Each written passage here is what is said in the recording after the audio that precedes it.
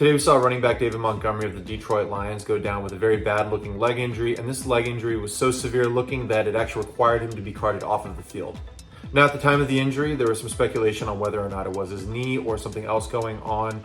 Sources have been reporting that it was a thigh injury, and this was actually confirmed by Dan Campbell, head coach of the Detroit Lions. He basically said that as of right now, it looks like a thigh bruise and that we're going to find out more information tomorrow. A thigh bruise is basically another name for a contusion, so I'll go over that with this video. I'll also go over some other injury possibilities and basically why other people thought that his knee might be implicated here. Ladies and gentlemen, welcome to my channel. If you're not familiar with me, my name is Nick Gallo and I'm a doctor of physical therapy. And with this channel, I go over sports injuries so that they're a little bit easier to understand. And I go over the expected timetable to return as well as what that person should expect when in physical therapy. If you like this sort of content and you want to see more of it, go ahead and hit that thumbs up and subscribe to the channel because I will be making more videos in the future regarding sports injuries, rehabilitation, and other physical therapy related content. Also, if you have any comments or questions, please leave those in the comment section below. So we see here in the injury video that as Montgomery is being wrapped up by the defender, he's going to get a lot of twisting going through that leg. And at the last second here, there's another defender coming in that's going to hit him, basically resulting in him going to the ground. So here I have a model of the knee, and so the knee joint is basically formed of this top bone here known as the femur bone. That's the bone that we often associate with as being the thigh bone. That's going to come down and form the top portion of the knee joint. Then the bottom portion of the knee here, we have the tibia bone, which is going to come up. This is the bone often associated with as being the shin bone. And finally, on the lateral portion or the outside portion of the lower leg here, there is this fibula bone. We have four main ligaments at the knee that contribute to overall knee stability. The first one, of course, is that anterior cruciate ligament, which is the ACL for short, right here on the model. Then as we flip to the medial or the inside portion of the model here, this is that MCL or the medial collateral ligament. In the exact opposite position on the lateral or outside portion, we have the lateral collateral ligament. And finally, on the back portion of the knee, we have the PCL or the posterior cruciate ligament. There are also a couple other structures that are located within the joint itself. They are, of course, the medial and lateral meniscus. You can think of these pieces of fibrocartilage essentially as shock absorbers between the femur and the tibia bones. Now, since Dan Campbell has already said that it's looking like a thigh bruise, I'll go over exactly what that is. Once again, the anatomical name for that is a contusion.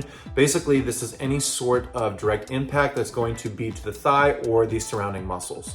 The big main muscle that we have through here, which is actually a group of four different muscles, they are the quadricep muscles. And so those muscles are directly involved in a lot of athletic movements. The direct basic action of the quadricep is to extend the lower leg like this, and it also kind of acts as a hip flexor in certain areas too. So first of all, if someone is dealing with a contusion or an injury to this muscle, any sort of movement or power associated with a leg extension like that is going to be impaired.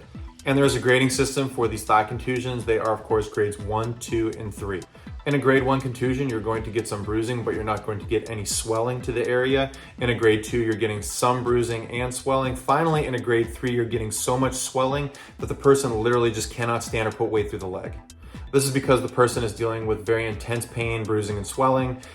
Also, something to think about here is that sometimes a contusion can often be associated with as having a bone bruise as well. And this is any sort of direct trauma like we saw Montgomery get at the end of the play.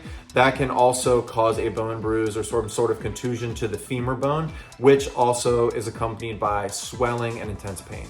So now that we've gone over what a contusion is, let's go ahead and look at the other section of this video as to why people were speculating an initial knee injury. As he's being twisted around here, we see that the bottom portion of the leg seems to be stationary at times, and the top portion seems to be rotating. And anytime a person does this, they are at a big risk for a meniscus injury. This is actually an on the field or in the clinic test we do to see if someone has a meniscus injury. We will have them stand with their foot planted and have them rotate going basically between their knee and their lower leg.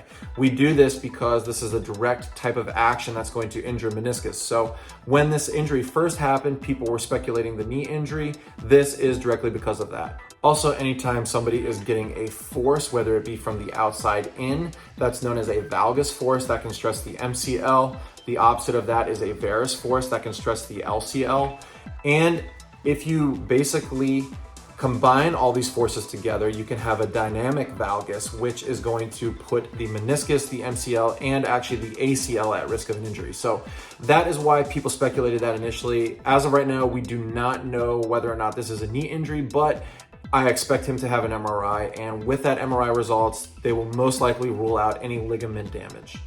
So anytime we get a person in the clinic for these types of injuries, we are initially going to follow that acronym RICE, where R stands for rest, I stands for ice, C stands for compression, and E stands for elevation. This is because in acute injuries, you're getting a lot of pain and swelling, and essentially the area is just way too painful to do anything. So our initial goal is to pump out all of that inflammation. Then after that, we can start working on gentle range of motion, strengthening, basic things like that.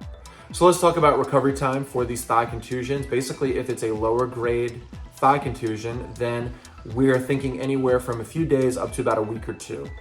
In the cases of those grade 3 thigh contusions, which are often associated with as being very intense pain-wise and has a lot of swelling and may or may not include the bone as well, then we're looking at several weeks up to a few months. It really just depends on how that person is presenting and how long it takes them to basically heal.